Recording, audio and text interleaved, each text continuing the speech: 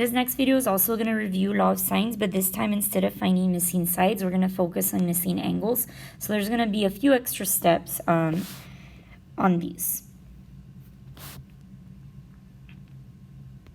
So I'm going to start by putting an X on the angle we want. Here we want angle Z.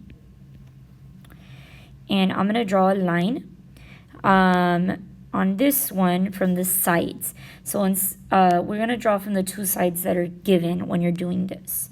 So I'm going to draw a line from 13 to X. Remember, your angle goes on top. So sine X over 13 equals, and then from 15 to 57.5. So now I'm going to cross multiply 13 times sine 57.5, and I'm going to divide it by the one that's across from X, the 15. But here it's different because this is not X, this is actually sine X. So here I put sine X, and then so my next steps are going to get a little bit different. I'm going to go ahead and plug the right hand side into a calculator. Actually, first, if we want to plug everything into the calculator at the same time, what we're going to do is we don't want it to be sine X. We want it to just be X. So what I'm going to do is I'm going to move sine to the other side. Remember, when you do that, you're doing the opposite of sine. So I'm going to use that little -1 to show I'm doing inverse sine.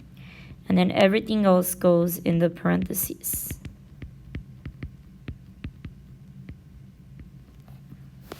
So in my calculator, I'm going to plug all of this in. You have to be very careful that you're plugging it in correctly. So sine -1, and then in your parentheses, you're going to plug in all that. So sine -1, and then I'm going to put the 13 times sine 57.5.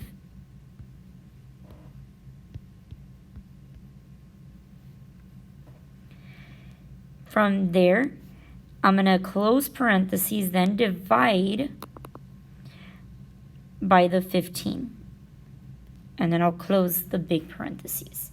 So this comes out to about 46.96. That's going to round up to 47.0.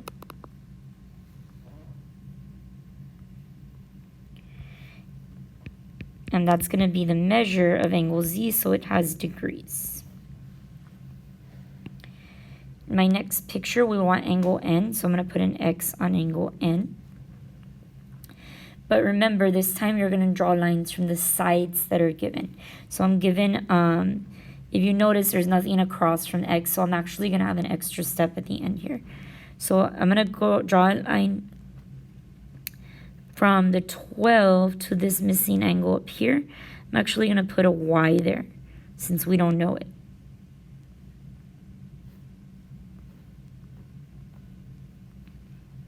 So that's my angle. So I would say sine Y over 12 equals, and then here 9 is across from the 32.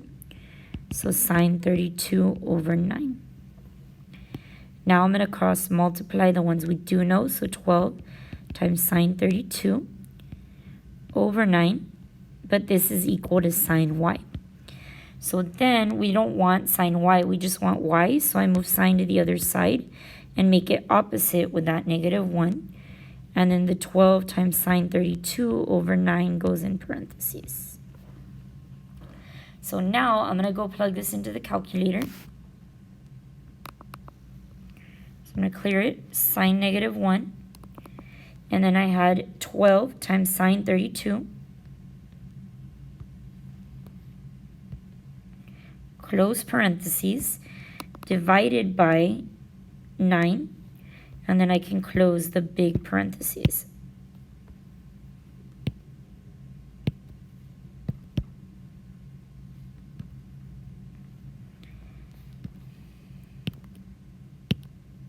So this comes out to about 44.95, which is going to round up to 45.0.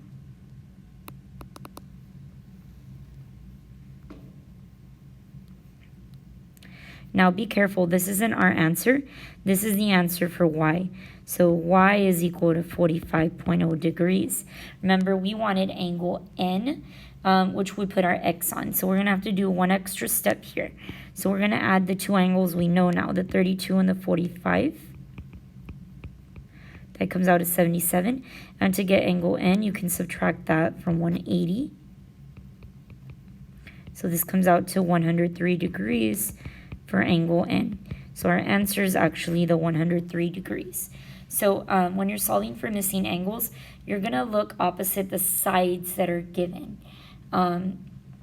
If the angle that you want is not opposite one of those sides, then just find the other angle, and at the end you can add and subtract from 180. So let's look at the next problem, problem 3. Here I'm going to put an X on angle R. And now I'm going to draw lines from the sides they gave us to the angles opposite them.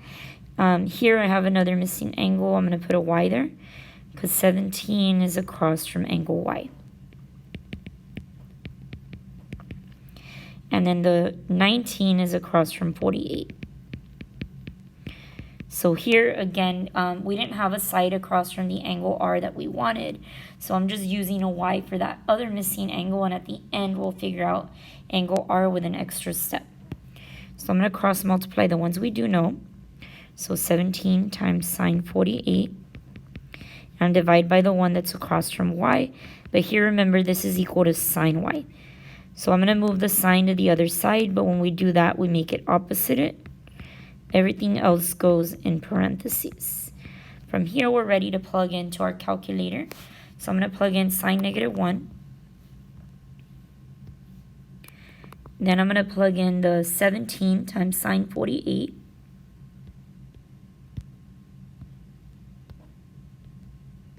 Close parentheses, divided by the 19.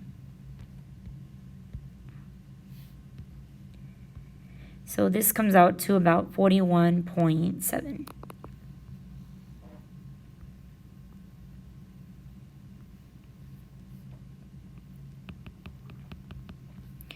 So that's angle Y.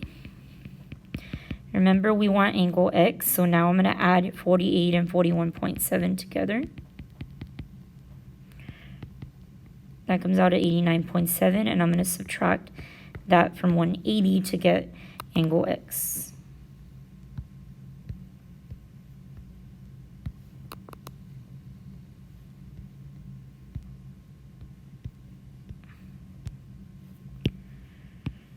So this comes out to about 90.3.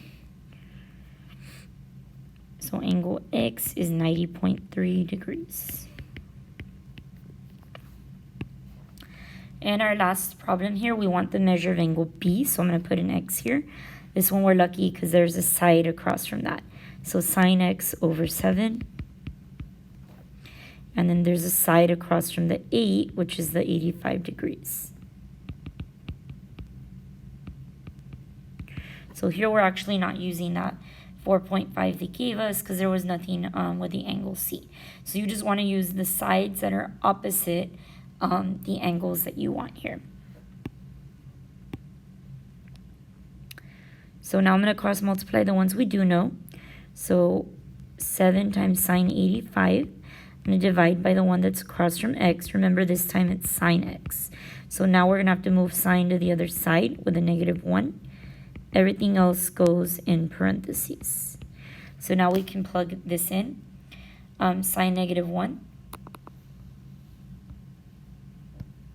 of 7 times sine 85, close parentheses, and then we're going to divide by the 8.